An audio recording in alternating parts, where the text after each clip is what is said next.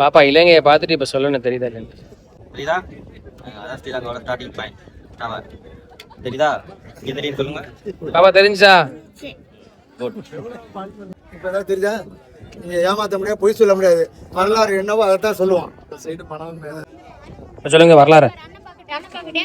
இந்த தனுஷ்கோடின்னு எப்படி பேருன்னு தெரியுமா?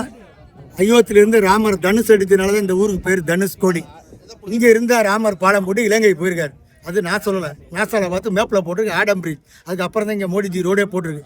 வர்ற நார்த் இந்தியன் பூரா இந்த ராம் சேது எங்கே இருக்குது, ஸ்ரீலங்கா எங்கே இருக்குன்னு கேட்குது. நாங்கள் இந்த டெலாஸ்கோப்பில் Ram Sethu starting point, Sri Lanka starting பாயிண்ட்டை நான் காட்டுறேன். அவ்வளோதான். அப்படியே லெஃப்ட் சைடு விளக்கம், கலங்கரை விளக்கம். நான் கிளியரா தெரிஞ்சா சைடுல பாருங்க, கொஞ்சம் இழுத்து மணல் மேடு தெரியுதா? ஃபர்ஸ்ட் கடல் தெரியுதா? இங்கே தான் 2 கடல் ஒன்றா சங்கமிக்கும். கன்னியாகுமரியில் 3 கடல், தனுஷ்கோடியில் 2 கடல். இந்த கடலுக்கு அப்புறம் இந்த செடி முளைச்ச ஐலண்ட் தெரியல, 20 அடிக்கு கீழே இருக்குது ராம் சேது பாலம். நாசாவில் பார்த்து இந்த மேப்பில் போட்டிருக்கு ஆடம் பிரிட்ஜ். புரியுதா? அதுக்கப்புறம் கடல் அப்படியே நேரம் ஸ்ட்ரெயிட்டாக பார்த்தீங்கன்னா ஒரு பிளாக் டவர் தெரியும். அதுதான் Sri Lanka starting point. Gulf of Mannar இருக்கானே. இப்போ ஏதாவது தெரியுதா? தெரியல, லைவ் தான். இந்த சைடு மணத்துக்கு தெரியுதா? நீங்க கொஞ்சம் இங்க முன்ன பின்ன அதெல்லாம் முன்ன எல்லாம் தெரிஞ்சுச்சா கரெக்டா?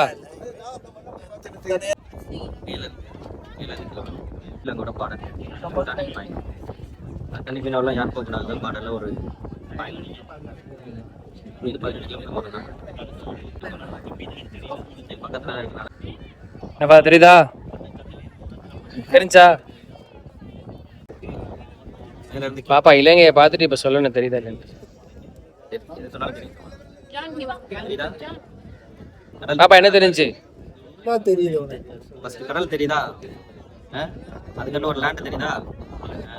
தூரமா ஒரு டவர் தெரியும் பிளாக் கலர்ல. தெரியுதா? அதான் ஸ்ரீலங்காவோட ஸ்டார்டிங் பாயிண்ட் டவர். தெரியுதா? இங்க தெரியும் சொல்லுங்க. பாப்பா தெரிஞ்சா குட்.